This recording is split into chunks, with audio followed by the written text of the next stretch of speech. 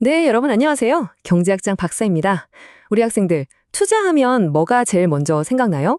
아마 대부분 주식이나 부동산 이런 걸 떠올리실 텐데요.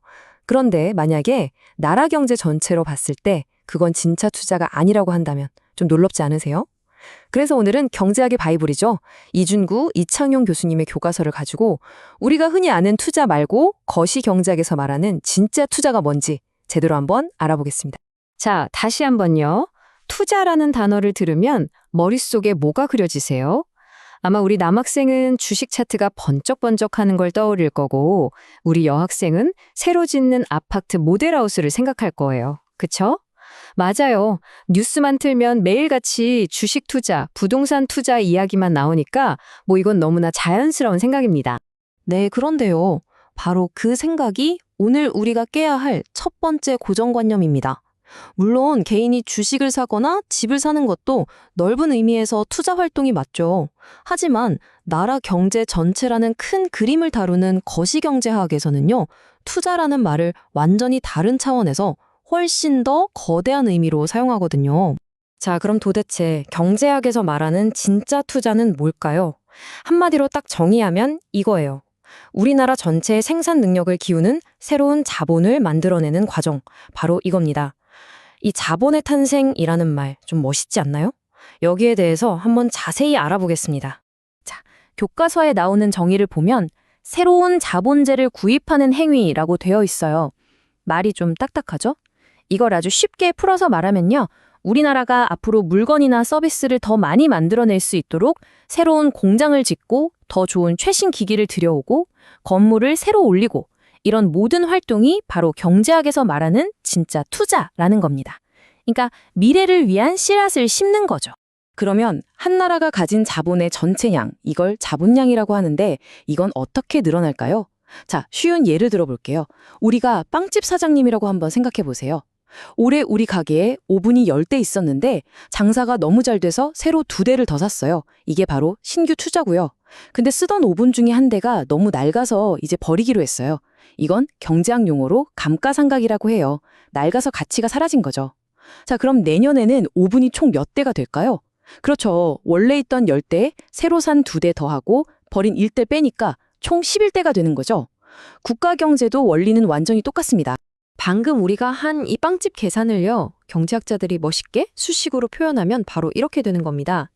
여기서 K가 바로 자본, 그러니까 오븐의 개수고요. I가 새로 산 오븐, 즉 신규 투자, 그리고 D는 낡아서 버린 오븐, 감가상각을 뜻해요. 어때요? 수식으로 보니까 괜히 어려워 보이지만 사실은 방금 우리가 했던 빵집 덧셈 뺄셈이랑 똑같은 이야기죠. 전혀 어려울 거 없어요. 자, 그런데 투자라고 해서 다 똑같은 건 아니에요. 크게 2가지 종류로 나눠볼 수 있거든요. 왼쪽 사진에 보이는 것처럼 자동차 공장을 짓거나 기계를 사는 것, 이런 걸 고정투자라고 불러요. 뭔가 딱 고정되어 있는 자산에 투자하는 거죠. 그리고 또 하나가 있는데 오른쪽 사진처럼 기업이 팔려고 물건을 만들었는데 아직 안 팔려서 창고에 쌓여 있는 거 있죠. 이걸 재고 투자라고 합니다. 이 재고도 언젠가는 팔려서 돈이 될 자산이니까 이것도 중요한 투자로 보는 거예요. 이 고정 투자를 조금 더 자세히 들여다보면요. 기계나 장비 같은 설비 투자랑 공장, 상가, 그리고 심지어 주택 같은 건설 투자로 나눌 수 있어요. 여기서 진짜 재밌는 포인트가 하나 있어요. 여러분, 우리가 새로 지은 아파트를 분양받아서 사잖아요? 이게 경제학에서는 소비가 아니라 건설 투자에 들어간다는 사실. 왜 그럴까요? 왜냐하면 집이라는 건 앞으로 수십 년 동안 우리에게 주거 서비스라는 걸 계속해서 제공해주는 일종의 생산 자본이라고 보기 때문이에요. 굉장히 흥미롭죠? 자, 좋습니다. 이제 투자가 뭔지 대충 감이 오시죠?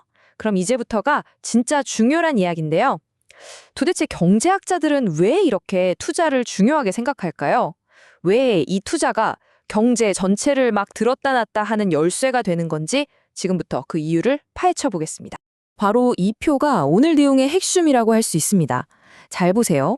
우리나라 전체 경제 규모, 즉 GDP에서 소비가 차지하는 비중은 절반이 훌쩍 넘어요. 엄청 크죠. 반면에 투자는 그보다 비중이 훨씬 작아요. 그런데도 왜 투자가 중요하냐? 바로 이 변동성 때문입니다. 우리가 먹고 쓰는 소비는 경기가 좋던 나쁘던 비교적 꾸준하잖아요. 근데 투자는 완전 달라요. 경기가 좀 좋다 싶으면 기업들이 막 공장을 짓고 기계를 사면서 폭발적으로 늘어나다가 경기가 안 좋아지면 순식간에 싹 얼어붙어 버려요. 이 엄청난 널뛰기, 이 들쭉날쭉한 움직임이 경제 전체를 출렁이게 만드는 우리가 흔히 말하는 경기 변동의 주된 원인이 되는 겁니다. 바로 이 점을 이준구 이창용 교수님께서 책에서 이렇게 강조하셨습니다. 투자는 단기적으로는 경기를 롤러코스터처럼 만들고 장기적으로는 우리나라의 경제 체력을 키우는 성장 엔진 역할을 한다. 이 두 가지 얼굴을 모두 가졌다는 점, 이거 정말 중요한 포인트니까 꼭 기억해 두세요. 자, 지금까지는 이론적인 이야기였고요. 그럼 실제 우리 향실 경제는 어떨까요? 지금부터는 실제 데이터를 보면서 우리나라 투자가 어떻게 변해왔는지 한번 살펴보겠습니다. 자, 이 그래프를 한번 보시죠. 이게 1970년부터 최근까지 우리나라의 전체 경제 규모 대비 투자 비율이 어떻게 변했는지를 보여주는 건데요. 딱 봐도 어떻습니까? 전체적으로 보면 대략 30% 안팎에서 움직이죠? 이게 전 세계적으로 봐도 굉장히 높은 수준이거든요.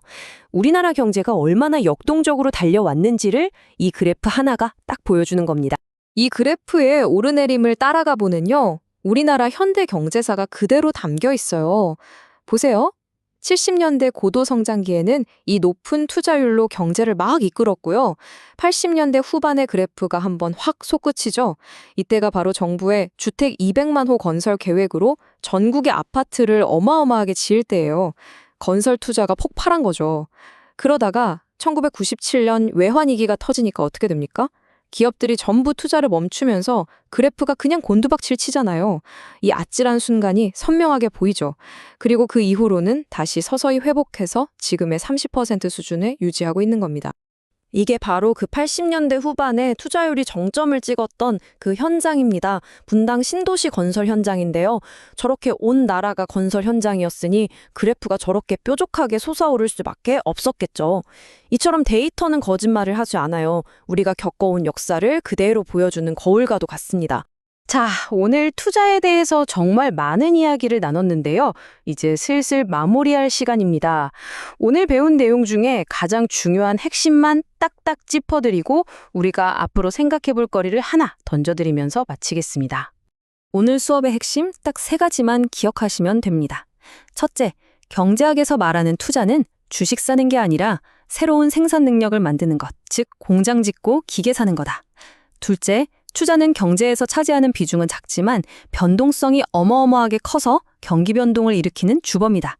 그리고 셋째, 과거 우리나라의 눈부신 성장은 바로 이 높은 투자율 덕분이었다. 어때요? 간단하죠? 이 3가지는 꼭 머릿속에 넣어두세요. 자, 그럼 마지막으로 여러분께 질문 하나 던지겠습니다. 과거에 우리나라는 공장을 짓고 아파트를 지으면서 성장했습니다. 그렇다면 앞으로 다가올 미래의 대한민국을 위해서는 과연 우리는 지금 어디에 더 많이 투자해야 할까요? 최첨단 반도체 공장일까요? 아니면 세상을 바꿀 인공지능 기술? 어쩌면 우리 다음 세대, 사람을 키우는 교육에 투자해야 할까요? 물론 정답은 없습니다. 하지만 오늘 우리가 배운 이 투자의 개념을 가지고 한 번쯤 깊이 고민해 볼 만한 문제라고 생각합니다. 오늘 준비한 내용은 여기까지입니다. 함께 해주셔서 정말 감사합니다.